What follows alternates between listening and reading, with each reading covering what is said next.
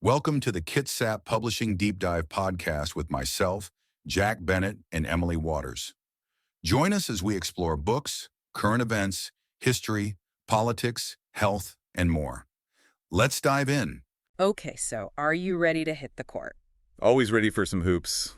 What have we got? All right, well, today we're diving deep into The Free Agent, Oliver Talmadge's manuscript. Oh, I've heard about this one. Heard it's a wild ride. You can say that again. It throws you right into the world of rookie basketball player Abel Richards. And let me tell you, this guy's got a lot riding on his shoulders. Yeah, from what I've heard, Talmadge doesn't exactly ease you in, does he? Not a chance. Yeah. He drops you right into the pressure cooker of draft night in Vegas, hotel room, TV blasting predictions. Oh man, I can practically feel the nervous energy. Right. But there's this underlying tension, too. It's not just the pre-draft jitters. Yeah, you get this sense right away that Abel's carrying a lot more than just basketball dreams, right? Exactly. Then that voicemail from his mom comes in. Oh, I remember that part. Gets you right in the feels. It's pure concern and pride. You realize this is about family, about escaping a tough background. This draft is about way more than just basketball for Abel. Speaking of which, when do we meet the infamous Khalil Henderson? I've heard whispers. Oh, he's coming. Don't worry. Khalil is like the perfect foil to Abel. How so? They're both supposed to be incredible players, right? Oh, absolutely. Both insanely talented, both with their sights set on the NBA, but their journeys couldn't be more different. Khalil's got the flash, the endorsements, the world at his fingertips. And Abel. Abel's carrying the weight of his family's expectations and those past setbacks that still haunt him, like that made shot ritual. What's that? I don't think I've heard about that one. So, after a brutal game in middle school, Abel vowed to never leave a practice without sinking his last shot. Wow, talk about discipline. Right. But it's more than that, don't you think? It's like this deep-seated fear of failure, this need to constantly prove himself. You see it again with his brother's worn-out shoes, right? Exactly. Every detail just highlights the guilt Abel carries, that feeling that he needs to make it big and fast for his family. And then draft night arrives. Does Talmadge nail the atmosphere? Oh, absolutely. The energy practically vibrates off the page. And just when you think Abel's about to get his name called, he plummets. No way. Seriously. 60 names. And his isn't one of them. Ouch.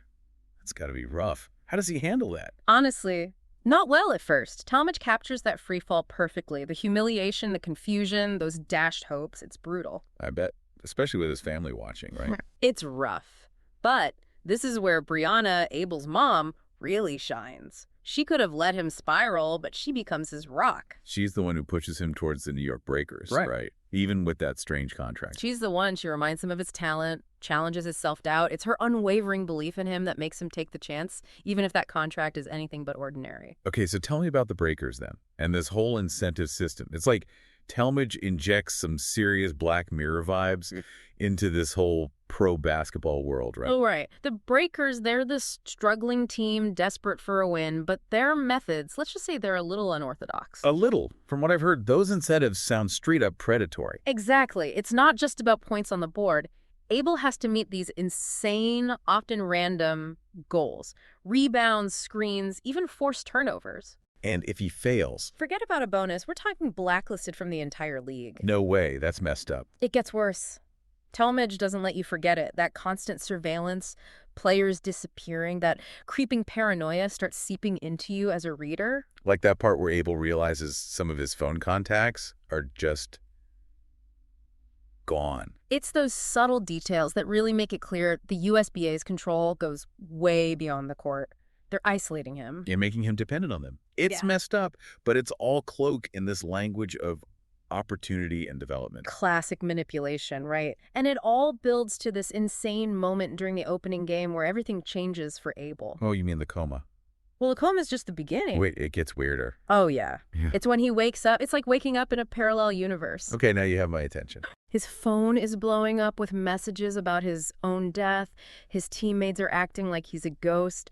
Even the nurse seems more annoyed than relieved that he's alive. Hold on. What? And those 802 missed calls. That detail right there just highlights how completely he's been cut off. It makes you question everything. Is he hallucinating? Is this some elaborate USBA scheme? Talmadge does a masterful job blurring those lines between reality and manipulation. It's wild, right? It's insane. This is just the first act, right? So the first act. And I'm already hooked. But I have to ask you, what stuck with you the most from these early chapters? Honestly, that recurring dream Abel has about being back in Seattle, it's such a small detail, but it feels significant. What do you think Talmadge is going for there? I think it's this subconscious cry for help, this longing for normalcy amidst all the chaos. Even as he chases this dream, a part of him is still tethered to that life he left behind.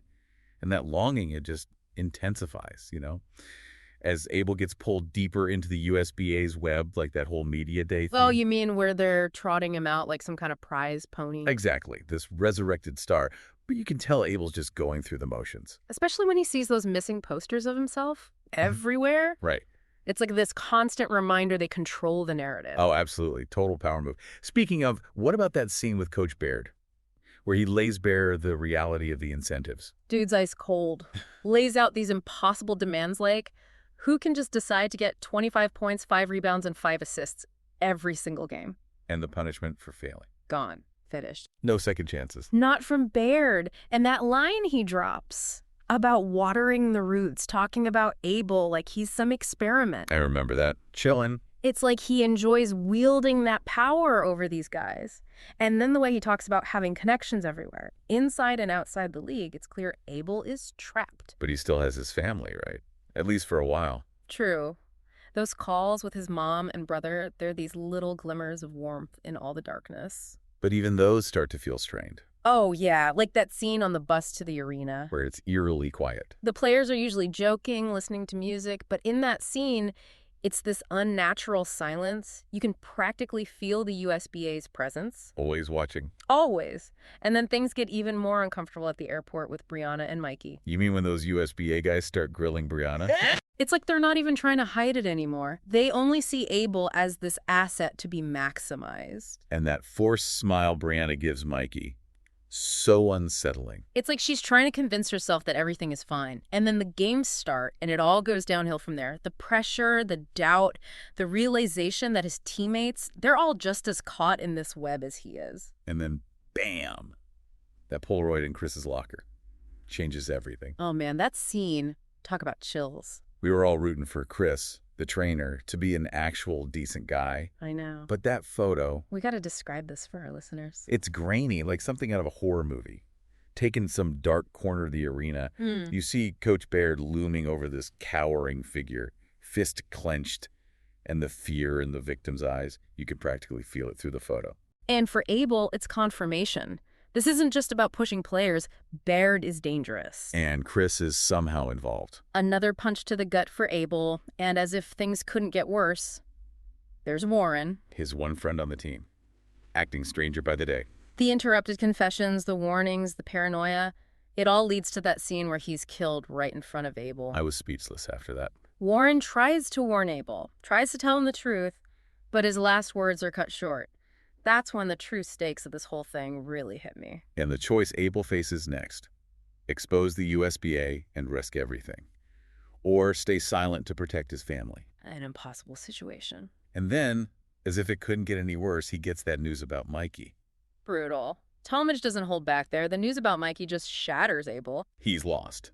Alone, backed into a corner.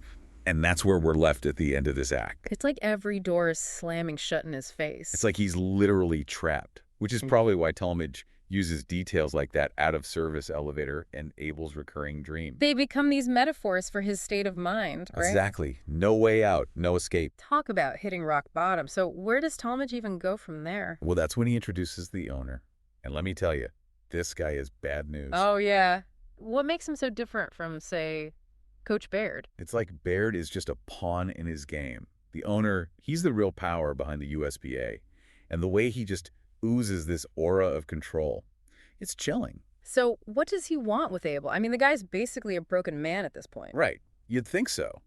But the owner, he sees something in Abel, something he can use. And then comes the offer, right? The deal that's supposed to fix everything. If you can even call it an offer. It's more like an ultimatum. Join us, become part of the machine, and your family's safe. It's straight out of a nightmare. And the worst part, a part of you understands why Abel would even consider it. Exactly. He's got nothing left to lose, except, of course, his soul. Heavy stuff. So how does it all end? Does Talmadge give us a clean resolution? That's the thing. He doesn't. At least not in the traditional sense. The manuscript ends with Abel seemingly accepting the owner's offer, but there's this ambiguity. Ambiguity how? You mean we don't know if he really means it? It's like you can't tell if he's been broken or if this is all part of some long con he's been playing. Whoa. Okay, so what? He's going to take down the USBA from the inside. Maybe. Or maybe he just gives in. Honestly, I'm not sure Talmadge even knows. And that's what makes this ending so brilliant. So frustrating, though. I want answers. Right. But it makes you think, doesn't it? Forces you to confront that gray area. Definitely. And for me, that's what elevates this story beyond just a typical sports thriller. Talmadge isn't afraid to explore those tough questions, those moral compromises we make when we think there's no other choice. And he makes you question, how far would you be willing to go to protect the people you love? This whole deep dive into the free agent has been a wild ride. We've got ambition, corruption, family drama, and a healthy dose of mind-bending mystery. What more could you ask for? And don't forget that cliffhanger ending. I'm dying to know what happens next. Me too! Hopefully Talmadge gives us a sequel. But until then, this manuscript is definitely worth checking out. Definitely. It's thought-provoking, suspenseful, Yeah. and it'll leave you thinking about the price of ambition long after you finish reading. I couldn't have put it better myself. So there you have it, another deep dive in the books. We'll be back next week with another exciting manuscript. Until then, happy reading. Thank you for listening to the Kitsap Publishing Deep Dive Podcast. Emily Waters and I will see you in the next episode. Stay tuned.